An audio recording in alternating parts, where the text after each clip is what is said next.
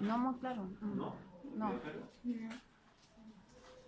Bueno, entonces un poquito me devuelvo hacia atrás. Cuando hablamos de...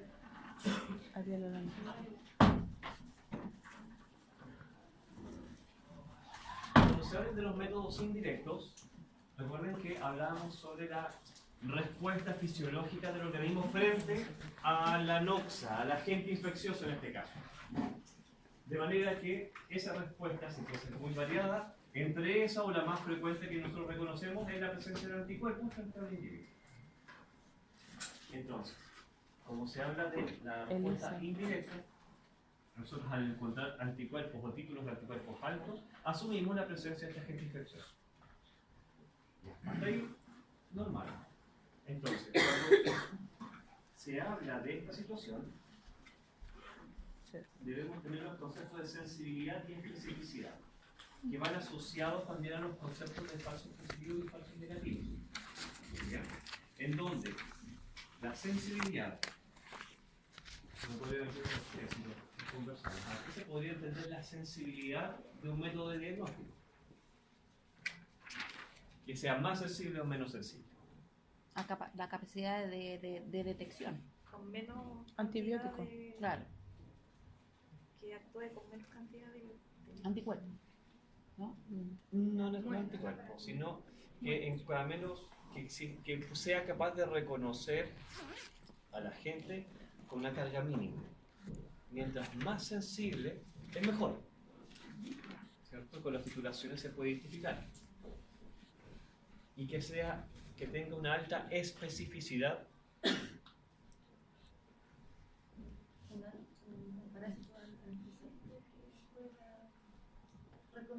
Eso, y que no se confunda a otros. ¿Cierto? Que el método sea específico para ese agente infeccioso en general y no para otros. Entonces, todavía los métodos indirectos no son 100% sensibles o 100% específicos, porque todavía se prestan los conceptos de los falsos negativos y falsos positivos. Generalmente, cuando son muy sensibles, aumentan los falsos positivos, porque podría haber cualquier otro factor que gatille la respuesta positiva del método indirecto.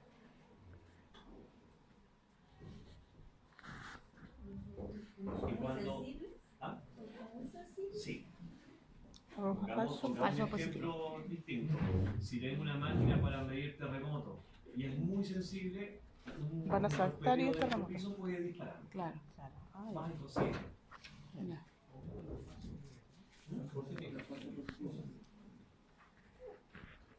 Y cuando son muy específicos, pueden aparecer falsos negativos.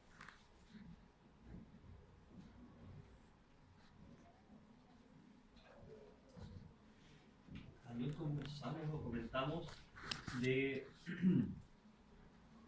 con respecto, por ejemplo, a los falsos positivos o falsos negativos, y como ven la respuesta inmunológica, es que también pueden haber otros factores que nos digan que está positiva una enfermedad no estando. ¿Se acuerdan de eso? Y entre eso dijimos, por ejemplo, lo más lógico, la vacunación. Ya la inmunización, ya sea por historial, o sea que ya estuvo expuesto a una enfermedad previa y ya se recuperó, pero si tomamos la medición de anticuerpos va a salir igual positivo. Y lo otro es la vacunación activa, que por ejemplo una vacuna. También pueden suceder dependiendo de qué agentes infecciosos estamos hablando. Y dentro de esto, las funciones de, o sea, la aplicación práctica de los métodos serológicos, aunque, ojo, que más llamados serológicos, no me gusta nada si mejor hablar de métodos indirectos, porque el método serológico es el que utiliza puede ser positivo, o sea, puede ser directo o indirecto, no antiinmunológico. Profesor, al hablar de serológico, ¿hablamos solamente de suero o también estamos hablando de otro tipo de fluido corporal? No, si es serológico, es solo suero, sí. Aunque ahí también a entender cuando son respuestas de sangre. No,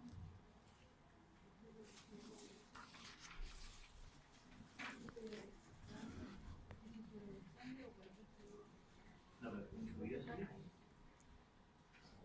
una muestra respuesta del líquido cefalorraquídeo, que puede buscar antígenos específicos, pero no es suelo. Ya, y me quería quedar con esto, cuáles funciones, que son lógicas de los métodos de diagnóstico. Uno, el primero, el diagnóstico de la enfermedad clínicas o individuales. Usted está positivo, usted está negativo. Segundo, el estudio de prevalencia. Comentamos lo que era la prevalencia, ¿cierto? No. Sí, código ¿Qué es la prevalencia de a una nivel enfermedad? El periodo en el cual no se presenta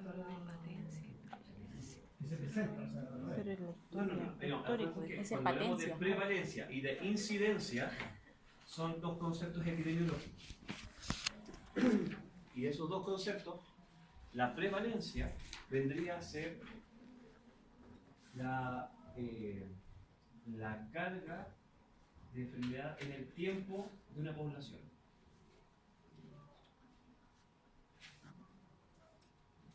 Podemos decir que el 2% de la prevalencia de SIDA en nuestro país es el 2%.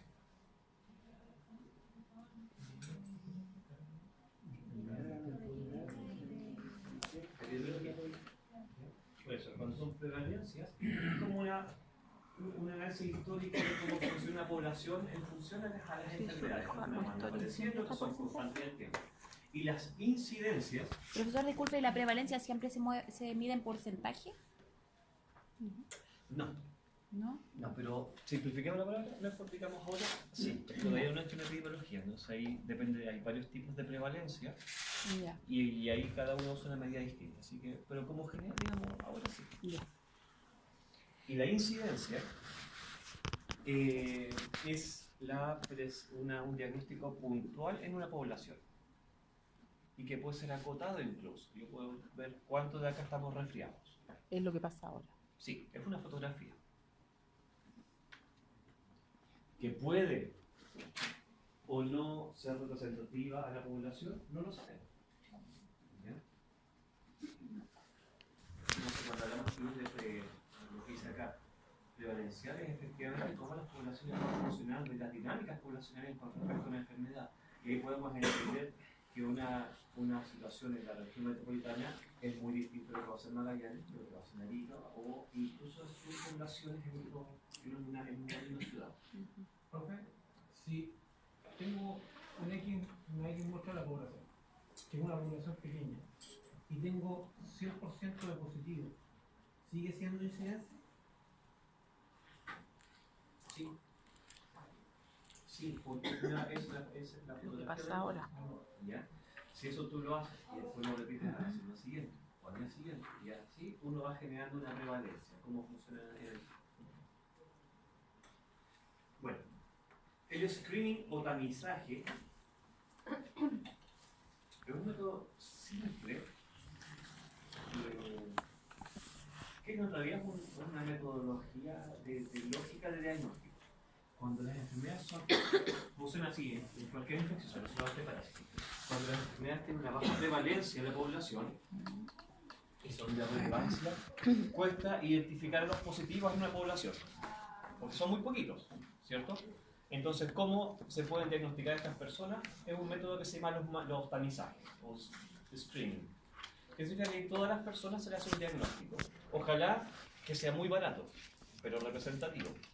De manera de que cualquier individuo que llegue, se le hace el diagnóstico con recursos muy bajos y me va a decir positivo o negativo.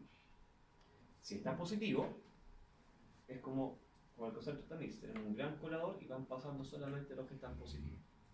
Y a esas personas se les tiene que confirmar el diagnóstico con un método de diagnóstico más específico y generalmente más caro. ¿Ya? Eso es lo que se hace hoy en día con el test de SIDA.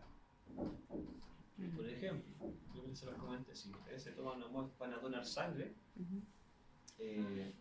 le hacen el test de SIDA, pero con un método de diagnóstico rápido, fácil, barato. Si sale titulaciones positivas o anticuerpos positivos, ahí se le hace una contramuestra ya con un método bastante más específico y que también tiene que ser más caro, que es confirmatorio. Ya, primero eso pasa a ser primero un caso sospechoso y después un caso confirmado. el mismo ejemplo, para llevarlo a enfermedades parasitarias, es lo que se hace en la tercera y cuarta región, que son poblaciones endémicas con respecto a enfermedades de Chagas. Cualquier persona que llega al hospital de la cuarta región, se hace un test de sangre para ver si está diagnosticado con enfermedad de Chagas o no.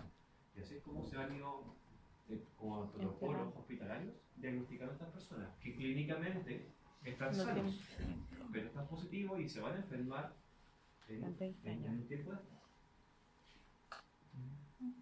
Bueno, y lo último, que ya lo comentamos, la seroepidemiología, es cómo funciona la población con respecto a las circulaciones de anticuerpos.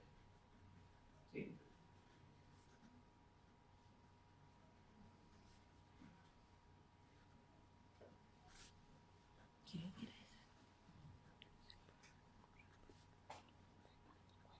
Por ejemplo, ¿Cómo funciona la población con respecto a la titulación?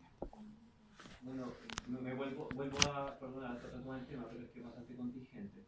Que salió hace muy poco, que por ejemplo el test del SIDA, la población positiva en Chile con SIDA se ha triplicado prácticamente, ¿cierto? Y eso es por seroepidemiología. Y que se hace un mapeo de dónde están los lugares más positivos en Chile. En la foto central, cuando uno va Cuando a hacer un dato de hacíamos un atención, hay un ejercicio. papelito dice hombre entre 18 y 35 años, que se tome examen de sangre, se coloca un suero, se va a pedir autorización para tomar el CNCT barato de SIDA y se va, en 2 semanas se le va a dar el resultado. Así es. Y si no te llaman, está bueno. Si lo llaman, es porque hay que preocuparse. Bueno, y eso de cierta manera es un método, volviendo, es una manera simple de hacer su test de SIDA, donar sangre, porque lo aceptan. Bueno, hablamos de eso también, ¿cierto? No, sí. Ah, sí. Ya. Las 3 bases de De los métodos diagnósticos, ¿sí? Una buena muestra. define un buen diagnóstico. Un buen diagnóstico, un diagnóstico positivo no significa enfermedad, y ahí discutimos harto. ¿Ya? Y lo otro, un diagnóstico negativo no significa la ausencia. No. También lo comentamos. Esa es la base de cualquier método diagnóstico, por eso lo hemos estado conversando. Y quería llegar a esto, que son las recetas de cocina que después vamos a conversar. A ver, dijimos.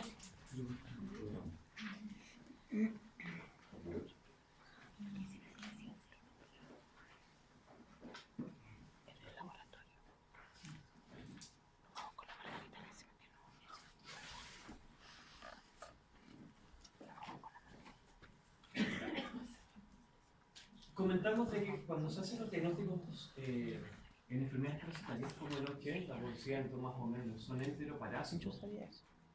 Entonces buscamos a la estructura que vaya a liberar desde el punto de vista de las heces. Obviamente un parásito que es entérico y que si lo definimos como un parásito obligado permanente, ¿qué significaba?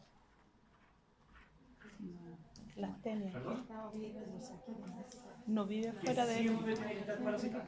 Sí, no Si vive se sale, fuera. Se muere. se muere. Se muere. Ya, Sí. entonces, ¿cómo va a contagiar de un individuo a otro?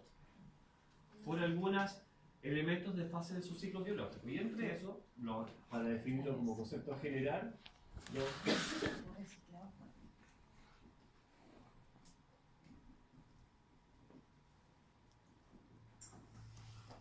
elementos de resistencia.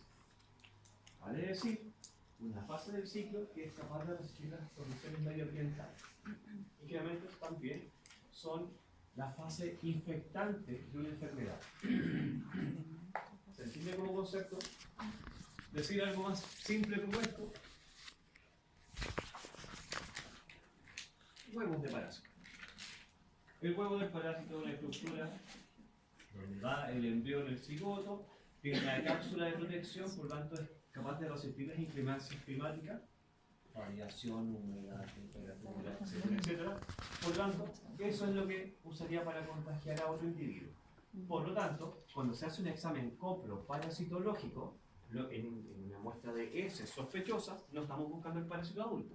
Es poco frecuente que salga. Sale, pero no es lo usual. Lo que se Juvenil. tiende a buscar siempre son los huevos.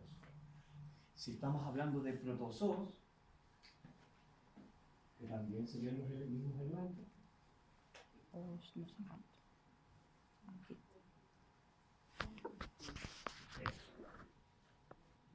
también podrían aparecer larvas. Pero quedémonos con estos que son los más frecuentes. Entonces, como estamos buscando eso, vuelvo a repetir, no estamos buscando los adultos, no estamos buscando proglótidas de tenia, no estamos buscando larvas, esas tres cosas, los métodos de diagnóstico se basan en algo muy simple, que son el principio físico de estos elementos. Es decir, si son livianos o son pesados. Ujú. Nada más que eso, el peso específico flota. de la gente a identificar.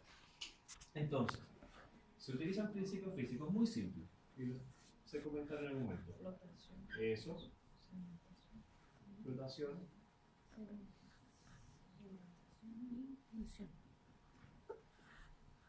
y tensión.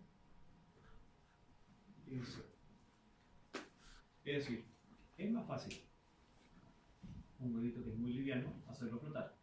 Un huevo que es pesado es más fácil hacerlo Sí. precipitar. Y algunos ejemplos que son sensibles a tinciones específicas. Por lo tanto, al utilizar una tinción, esto se tiñe y se hace evidente. Recuerden que acá tenemos que mirar en la gente, por lo tanto, tenemos que buscar la manera de facilitar el diagnóstico. Porque si tuviera una muestra fecal completa, homogénea, sería muy difícil encontrar estas cosas. Entonces, todo el proceso que se hace de manipulación y procesamiento, la idea es que aparezcan esas cosas, por estas cosas. ¿Ya? Entonces, no todos los métodos de diagnóstico son útiles para todas las cosas. Hay métodos de diagnóstico específicos para cada uno de los elementos. Entonces, el primero, que está mencionado ahí, es un método de diagnóstico que está desarrollado principalmente para la identificación de protozoos. Pero ojo, vuelvo a repetir, enteroparásitos, protozoarios, porque si es una muestra de un parásito sanguíneo, en las heces no va a aparecer, entonces ¿para qué buscarlo?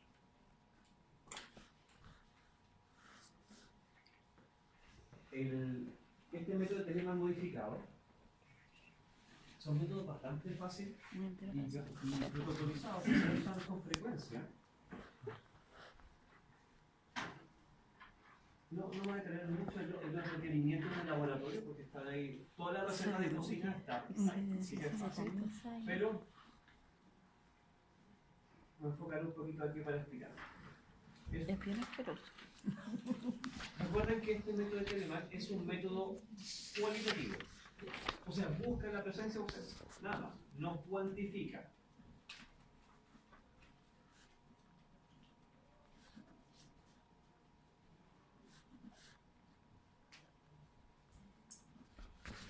Entonces, una muestra sospechosa de alrededor de 5 gramos aproximado. ¿Cuánto es 5 gramos de ese? Alrededor de una muestra. No se pesa necesariamente, pero una aproximada. Se emulsiona o se homogeniza con agua en un mortero. Después se pasa por un colador o tamiz, que suena más técnico. El líquido tamizado se deposita en un tubo de centrífuga y se le agrega 1 ml de éter sulfídrico, éter etílico. El éter, en este caso, cualquiera de los dos, lo que hace es disgregar las grasas.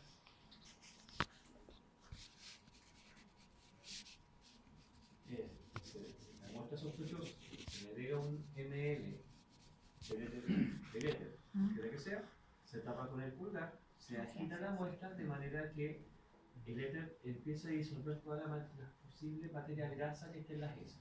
Por supuesto que esto es más útil para carnívoros u omnívoros que para herbívoros. ¿Ya? Solamente por los hábitos de dieta. Esto se hace más relevante si el animal estuviera cursando por una enfermedad clínica y esté con alta liberación de grasa. ¿Saben cómo se llama el aumento de la grasa en las heces? esteatorrea. Esteatorrea. ¿Y cómo se ven las heces con aumento de las grasas? Primero, un color más amarillento. Y segundo, ahora hay que hablar de aromas acá, olores mejor dicho, un olor a rancio. Esto es clínica y notorio, porque un perro, un cachorro con diarrea, con esteatorrea, se huele y se reconoce. ¿Ya?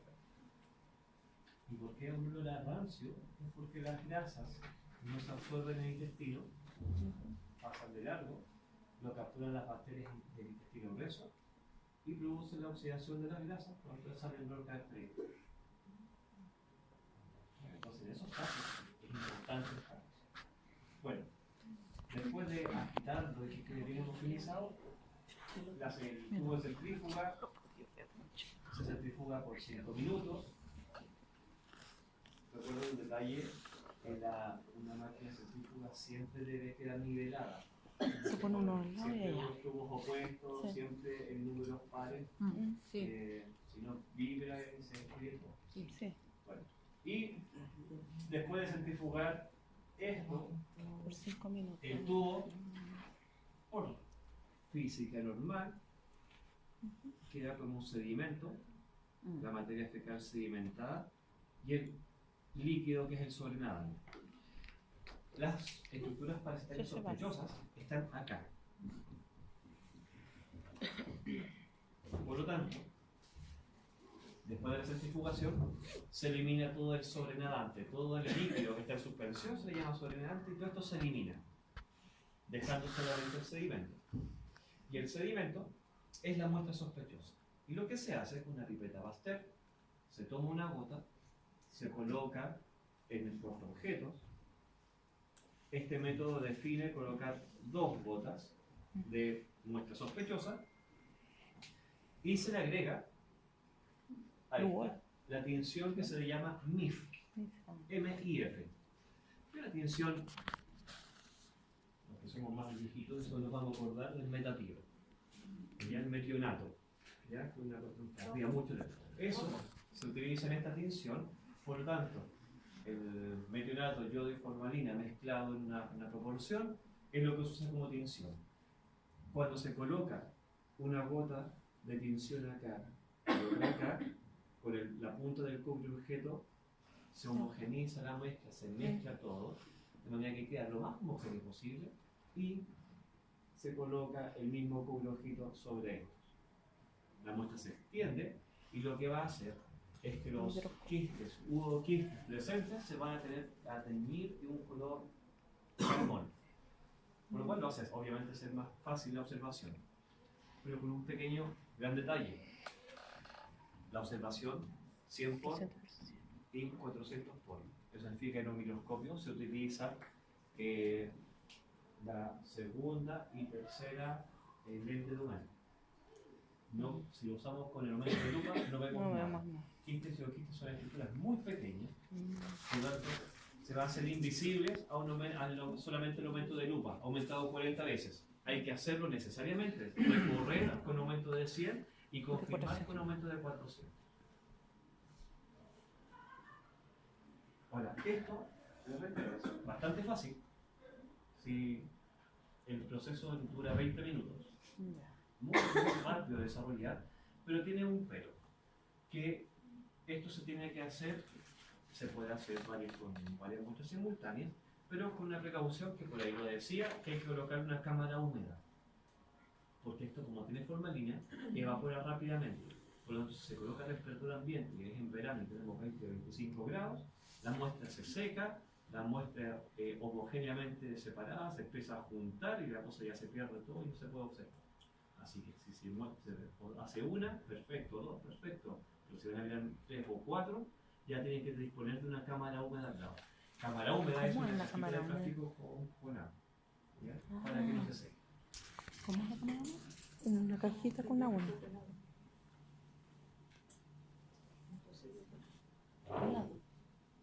Sí. En resumen, lo que se hace. Muestra sospechosa, se homogeniza, se pasa por un tamiz, el líquido se agrega, se centrifuga, se pasan las gotas con tinción y se... Se mira. ¿Ya? Ahora, Se lo comí les con vuelvo a pancito. decir, Telemann se usa principalmente para protozoos enteros. Sí, sí ¿Ya? se lo digo. Sí, no digo. Sí. ¿Pueden aparecer otros elementos parasitarios? Sí, sin ningún problema. Pueden aparecer huevos de nematodos, pueden ser huevos de insectos, huevos, larvas de nematodos, y van a aparecer. Si aparecen, se hace un diagnóstico positivo que tiene X parásitos. Si no aparece, yo no puedo decir que no tiene nematodos o el mismo, cualquiera, porque no es el método apropiado. ¿Ya? Sí, los veo. Pero si aparece, bienvenido.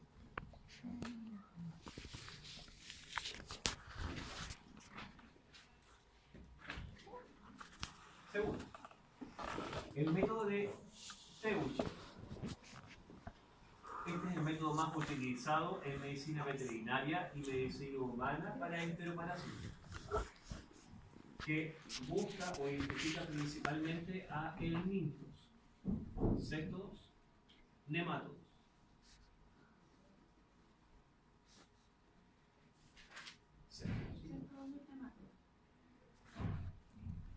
Entonces, vuelvo a repetir, ese es el foco del diagnóstico. Este es un método que es más largo, pero porque los tiempos de espera son largos. Solamente esperando son 45 minutos, más el proceso. Pero no es muy complicado de... También. Ya. Muestra sospechosa alrededor de 5 gramos. También es cualitativo. Así que no hay que ser exacto. Se homogeniza en un mortero. Así que la muestra fecal es completamente homogenizada. Es como consejo práctico, porque hay que agregarle agua. Existe un diagnóstico real con agua destilada. Si estamos aprendiendo, puede ser con agua de la llave. ¿Por qué uno se hace con agua de la llave? Porque en el agua corriente pueden aparecer parásitos. Y aparecen protozoos. Y en Chile aparecen protozoos. ¿Cuánta agua en un mortero? Como consejo práctico es que quede como sopa y no como crema. Si está más aguado, pasa más fácil por el tamiz. Si está muy espeso, no va a filtrar. ¿Ya? Así que como sopa, no como crema. Se pasa por el tamiz a un vaso de precipitado. Pero importante en este caso, acá el líquido rescatado sospechoso se tiene que volver a diluir hasta llegar a los 200 ml. Y cuando está en ese proceso, debemos esperar 20 minutos. ¿Qué esperamos con 20 minutos? Es que en un vaso precipitado, con la muestra sospechosa, 200, después de 20 minutos, las estructuras parasitarias sospechosas empiezan a decantar simplemente por precipitación. Por lo tanto, después de 20 minutos se logra un sedimento acá, que es la muestra que nosotros vamos a utilizar como sospechosa. Después de 20 minutos, todo el líquido se elimina, dejando solamente el sedimento. Lo que dice ahí, este sedimento se pasa a un tubo de ensayo, muestra sospechosa, y volvemos a agregar agua hasta casi el tope y esperamos 10 minutos más. ¿Qué estamos haciendo? Una segunda precipitación. Agregamos agua de nuevo, los elementos parasitarios van a estar acá abajo y volvemos a eliminar el soledad. Lo que se hace con este y con este es simplemente limpiar las muestras de elementos en suspensión que no nos interesan. Está medido y estudiado de que en un vaso precipitado la velocidad de caída de un huevo X puede ser de 1 centímetro por minuto o más. Así que después de 20 minutos ya es suficiente espera y después de 10 minutos suficiente espera. El líquido, perdón, el sobrenadante sospechoso se pasa a un tubo de centrífuga. Líquido sospechoso. Y ahí se agrega recién, Lugol. ah, perfecto, sí, está. Una solución de sulfato de zinc. Para química, ¿Dónde solución de dice? sulfato de zinc al sulfato de zinc. Al Pero es una 70%. solución, porque si dice ahí sulfato de zinc solamente estamos hablando de una sal. Perdón. Al 70%. Entonces, pregunto a ustedes, ya que hicieron química, ¿me ayudan? Fácil. Yo quiero hacer una solución de sulfato de zinc al 70%. ¿Cuánta sal en cuánta agua? Fácil. ¿A qué se da? Primero, ¿cuánta sal en cuánta agua? El sulfato de zinc al 70%, ¿cómo lo hacemos? Ahí sí. ¿Cuánta sal y cuánta agua? Cuando preparamos una solución al 70%, como su nombre lo dice, al 70%. Entonces, 70 gramos de sal en 100 de agua. ¿Ya? Porque la sal se divide en el agua. Entonces, agregas 30 y se ejecutó. Simple. No es muy complicado prepararlo. Y si lo hacemos al 30%, son 30 gramos en 100 ml. Eso es un 30%. Pero ojo un detalle, la solución de sulfato de zinc al 70%, que es lo que se usa en veterinaria y para diagnóstico humano, si no me equivoco, era el 30%. Ya, por diferentes tipos de parásitos. Son soluciones sobresaturadas. Lo que coloquen ahí va a flotar. ¿Ya? Ahí está una alta densidad. Por lo tanto, cuando se le agrega el sulfato de zinc, todo esto tiende a flotar, a suspenderse. Entonces, después de eso, se tiene que centrifugar nuevamente. 10 minutos de centrifugación. ¿Qué logramos con la centrifugación forzada por 10 minutos? Es que el material particulado más denso y pesado, de todas maneras, va a decantar y va a quedar abajo. Pero los elementos sospechosos más livianos, como esto es una solución sobresaturada, siguen en suspensión. Por lo tanto, los huevos Eso es lo que tenemos que ver. que debían flotar, tenemos ahí. Eso es lo que sería el resultado de la centrifugación. ¿Qué hacemos después? Esto se coloca en el tubo, con cuidado, se deposita en una gradilla. La gradilla es la rejita donde se pone el fluir. Y se vuelve a agregar sulfato de zinc. No se bota porque obviamente acá están los sospechosos. Y agregamos nuevamente sulfato de zinc lentamente hasta lograr, como van a leer después, que dice hasta lograr el menisco convexo. ¿Qué significa? Casi rebalsar el tubo. Aquí una pequeña gotita de líquido hacia arriba. Como está en la gradilla, lo movemos, se posa un cubre objeto sobre este y esperamos 5 minutos. ¿Qué logramos con esto? Recuerden que este es sobresaturado, por tanto hay huevos en suspensión y si lo dejamos reposar, todo va a tender a subir. Y por capilaridad con el líquido se va a adherir al cubre objeto. Después de 5 minutos, esto se toma, se levanta, va a ir con una gota de líquido pegado, se posa acá y si hay estructuras parasitarias van a estar ahí. ¿Ya? Este método diagnóstico, como son huevos diagnostican nematodos, se puede mirar con lupa y confirmar con 10. ¿Ya? Son estructuras más grandes, por lo tanto se pueden ver con aumentos menores. Es fácil el diagnóstico, es largo, fome, pero en sí es bastante eficiente. Y acá usamos dos principios físicos, si lo notaron, que primero la sedimentación y después se combina con la flotación. Y por eso concentra aún mejor las estructuras parasitarias sospechosas. Yo te disculpe algo de lo anterior. Telemann dijo que en YouTube era 200 y 400 ahí, ¿no? Sí. A ver, ¿Y cuál sería? los microscopios estándares tienen 4 lupas. 4, 10, 40, 100. ¿Cierto? Y eso multiplicado por el ocular que tiene aumento usualmente de 10. Por eso hablamos de 100 veces aumentado, 400 veces aumentado. ¿Ya? Existe el lente de 20 por eso se puede utilizar, pero generalmente es 100 y 400 veces. Y eso no se tiene que usar con un O 10 aceite de por 40 infusión. por. Significa O ese para la 100 última, para 400. la inversión es el aumento más grande. Sí, pues de 400. 400. Sí, por eso te digo. Cuando se hacen diagnósticos parasitarios y uno no sabe qué hay, en donde hay que buscar Ya, porque no puedo decir, yo creo que son nematodos cuando la puede ser protozoo, así que es mejor se acepte diagnósticos combinados, en una misma muestra hacerles 2 o 3 métodos diagnósticos para abarcar todo el abanico de posibilidades de parásitos que pueden haber si es que es la sospecha que tenemos. Este no mata. ¿Han escuchado el concepto del coprológico? Sí. Sí, sí. ¿Y cuál es la diferencia? Claro, lo escuchamos como examen, o sea Coprológico, ¿no? Coproparásito.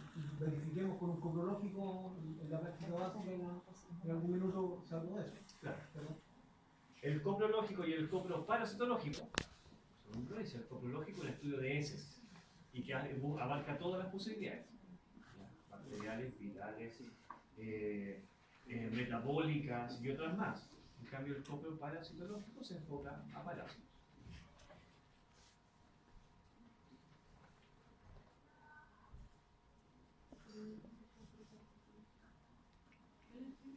Coprológico.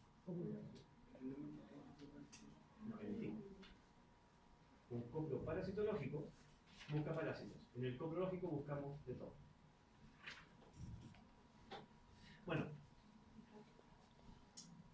el método que está ahí mencionado, que se llama sedimentación en detergente,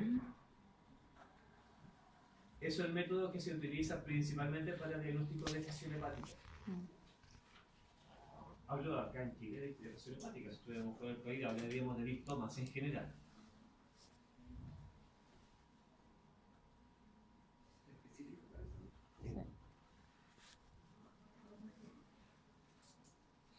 ¿Por qué? Porque el huevo de los tremátodos son huevos bastante pesados. Por lo tanto, es muy fácil hacerlos caer, pero cuesta mucho hacerlos flotar. De hecho, si los programas de soluciones muy concentradas de sal o de sales, el huevo del tremato se aplica tanto que se tiende a deformar antes de que flote. Así que el método de sedimentación es bastante fácil, bonito, barato y rápido de hacer. ¿Qué es mortero combustible? ¿Qué se refiere con combustible? ¿Es el mango? El palito. Por el que se mueve. Bueno, este método simple, también nuevamente, diagnóstico sospechoso de distomatosis, una muestra de heces, alrededor de 5 gramos, se homogeniza con agua en el mortero, se pasa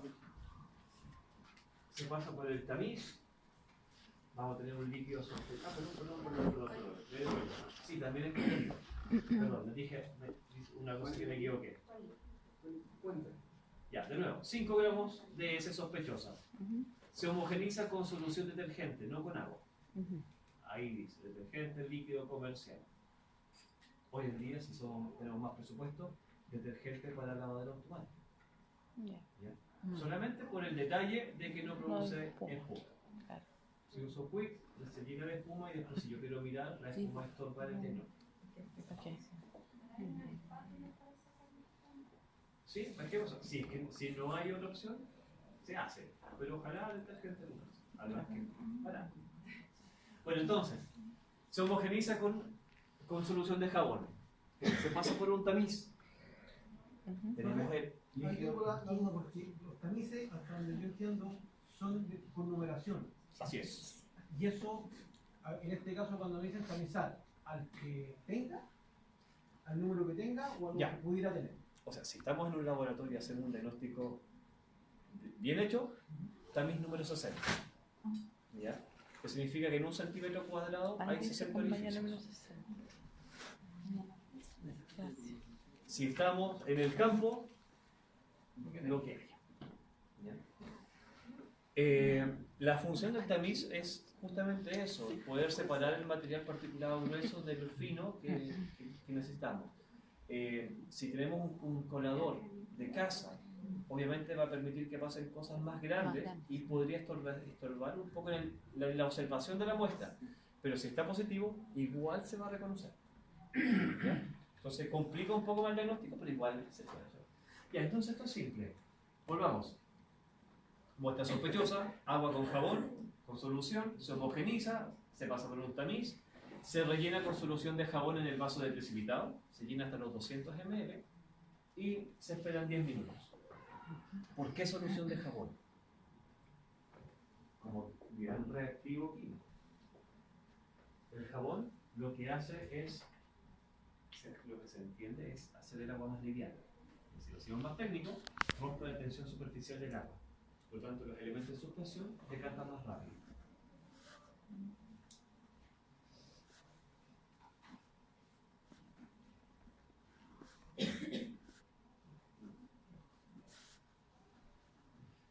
Por lo tanto, si yo sé que el huevo de fascia hepática es un huevo pesado, yo sé que en un vaso de precipitado decanta 10 centímetros por minuto, se cae muy rápido. Si yo en un vaso sospechoso tengo sedimento en 10 minutos, ya estoy buscando distomatosis, suficiente. Todo el líquido lo elimino. ¿Qué hago con el sedimento? Vuelvo a agregar solución de jabón. Y entonces, ¿qué va a pasar con esto? Que una muestra inicial se ve oscura, pero cuando elimino todo el resto y dejo solamente el sedimento, se hace cada vez más transparente la muestra. Espero 10 minutos más, sedimento, vuelvo a eliminar todo, relleno y después ya queda una mínima cantidad de sedimento. Este proceso, cada vez que lo voy repitiendo, la muestra se va aclarando más. O sea, es decir, voy eliminando todo lo que es materia fecal y otras cosas que no me interesan. Simplemente voy limpiando la muestra. De manera, después lo voy a decir, se hace 4 o 5 veces la repetición. ¿Ya? Y en la última, se elimina todo. Esto se puede pasar a una placa Petri y se puede observar solamente con una lupa. Si quieren teñirlo, se puede teñir. Puede ser con lubor, con verde malaquito o azul de metileno incluso. En la práctica no es necesario, porque el huevo de fasciola hepática tiene una coloración que no hace ser evidente también, un color amarillo café. Ahora, el huevo, vuelvo a repetir, es un huevo bastante más grande que los huevos de nemato, así que con una lupa Se ve. por esa, ven que esa imagen es una lupa, no es un microscopio. Sí. ¿Ya? Entonces se puede hacer con lupa. Si tienen un microscopio y no disponen de lupa, bueno, de esta muestra de acá está, se sacan con una pipeta de Pasteur, se sacan en muestras, se coloca en un portaobjetos y se mira también en el microscopio, no hay problema. Pero ojalá saquen varias muestras para abarcar toda la observación. Diagnosticar fasciola hepática con este método es muy fácil. ¿Ya? Pero acá debemos acuñar otro concepto, porque al final estamos usando agüita con jabón y una lupa que puede ser hasta de juguete. ¿Ya? Los métodos que utilizan tecnología mínima o con condiciones muy básicas para su diagnóstico se les denominan métodos de campo.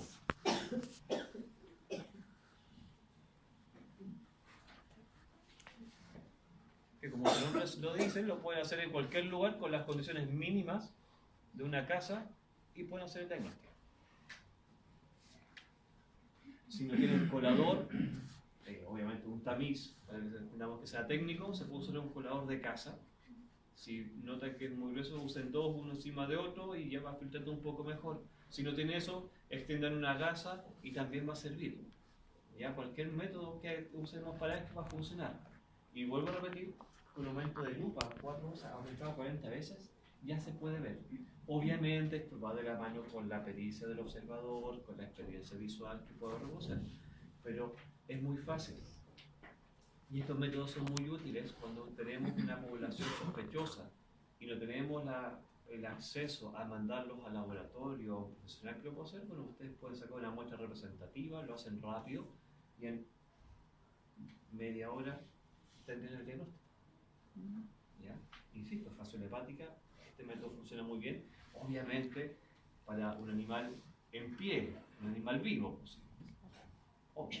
¿Ya? Si quiero hacer diagnóstico de fasciola hepática, animal muerto, sí, buscamos el hígado y la evidencia clínica de la ocurrencia. Diga.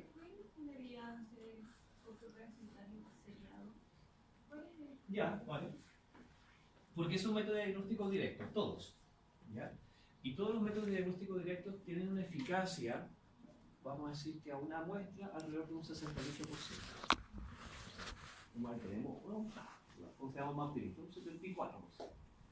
Pero igual hay un porcentaje de error. Y ese error no estoy diciendo que todo se haga bien, no es que tuvimos errores en el proceso. ¿Ya? Y el que está mirando sabe mirar, sabe qué encontrar. Pero hay errores, por ejemplo, que al tomar 5 gramos de una muestra de una bosta de vaca, porcentaje pequeño, primero. Y así con distintos Puede que eventos, no- las muestras no muy saque. viejas, que no se toman de manera correcta, de que el animal fue subdosificado, puede ser. Entonces justo ese día hay mayor carga de liberación de huevos. En el caso de esto, fascia hepática, no olviden que alto de jugo biliar pasa primero por la vesícula. Por lo tanto, ahí se concentran los huevos y si la vesícula biliar no liberó bilis, no aparecen o disminuyen un poco, es muy importante. Y todas estas cosas van condicionando. Entonces, las muestras seriadas minimizan estos posibles errores. Entonces, es decir, son un 70%, una muestra, 2 muestras llega alrededor del 94%, 3 muestras alrededor del 98% de seguridad. ¿Ya? Hay que tomar varias muestras.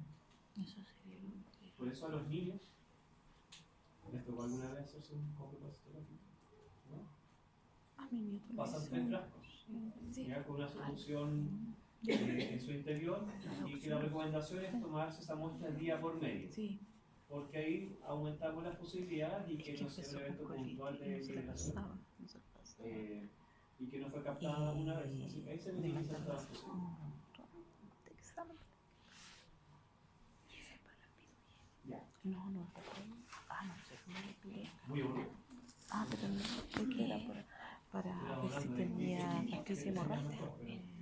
Mi mamá le llora con un Sí, lo que pasa es que esto generalmente lo Es que hay hacemos en el diferentes laboratorio, pero ustedes tienen que elegir qué hacer, es lo que vamos a hacer. Sí, hay diferentes. Eh, Y al después final vamos era a- la leche. Sí.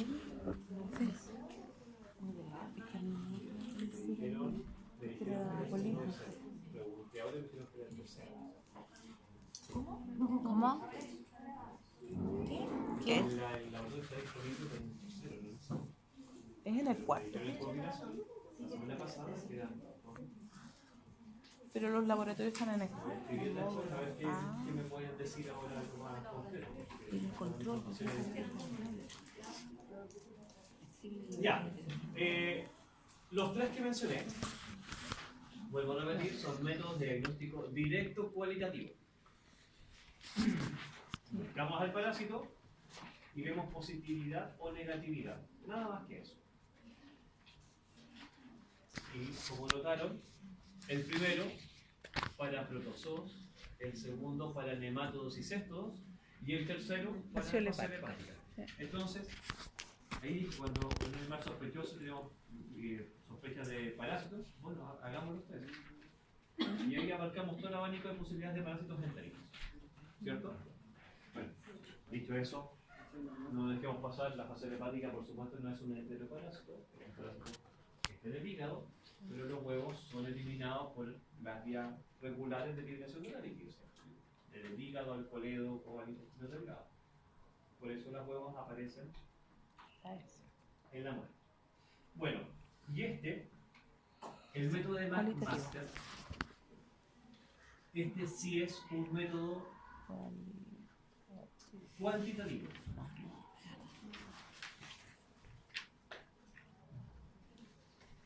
Directo cuantitativo.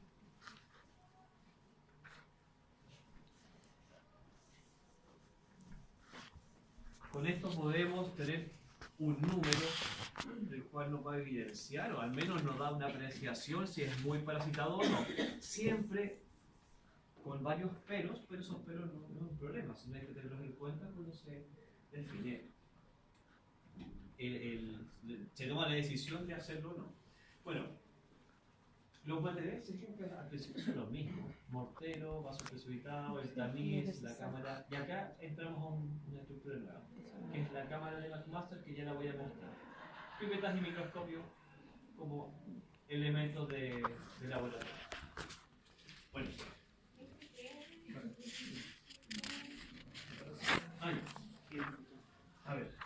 que en rigor puede ser para cualquiera.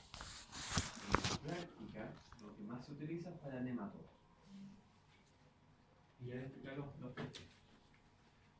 Bueno, como esto es un método cuantitativo, acá sí que deben ser estrictos las cantidades de cosas que vamos a utilizar.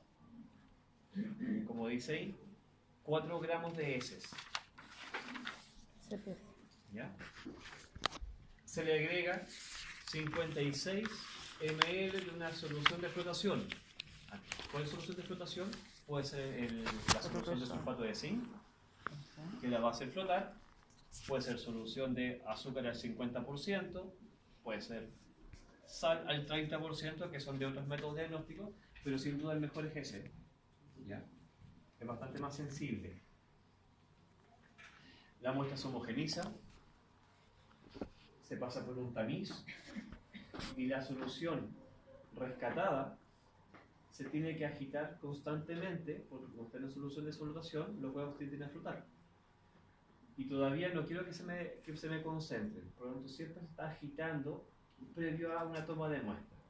Lo que se hace de esta solución ya rescatada, con una pipeta de Pasteur se toma una muestra y se utiliza la cámara de McMaster, que en rigor la cámara de McMaster es un portaobjeto, me salió muy grueso pero no importa.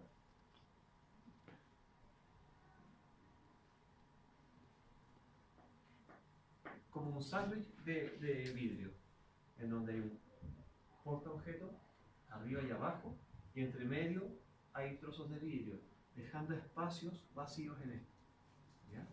Dejando unas cámaras de aire.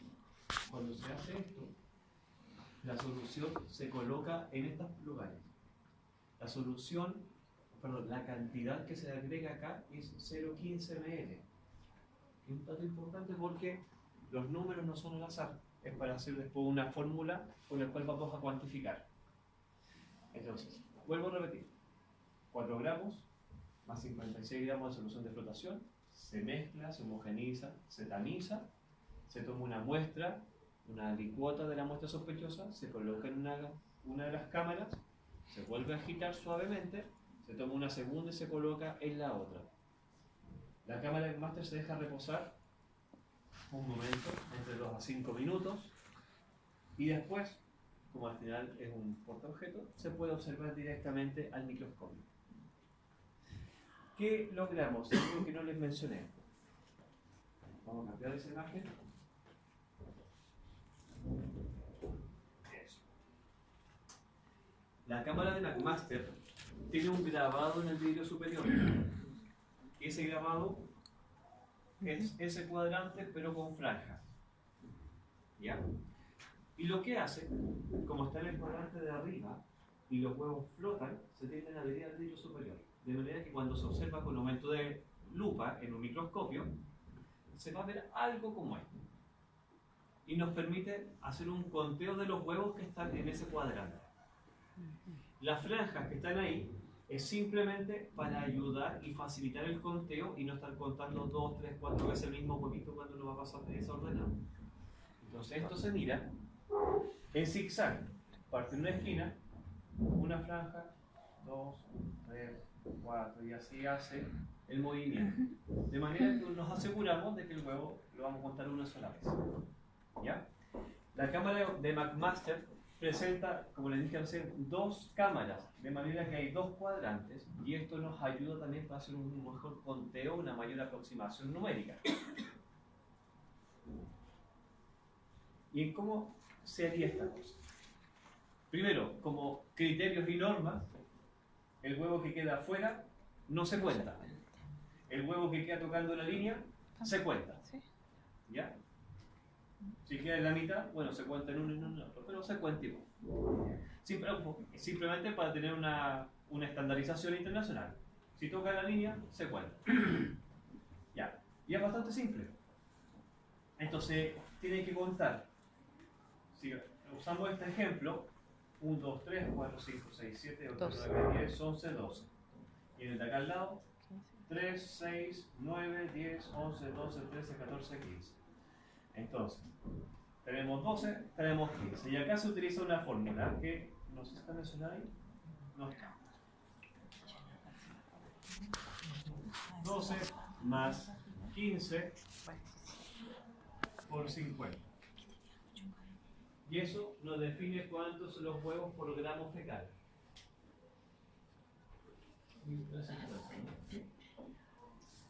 Acá dice que entregar los cambios pueden multiplicar por 7, luego dividirlo por 4, y lo mismo que multiplicar por 50. Por 50 de Creo que es 1550. ¿De dónde era el 50? Es de la fórmula que... Por ¿Y gramo. qué te da? Huevos por Eso los es. gramos. Huevos por gramo fecal. Fecal.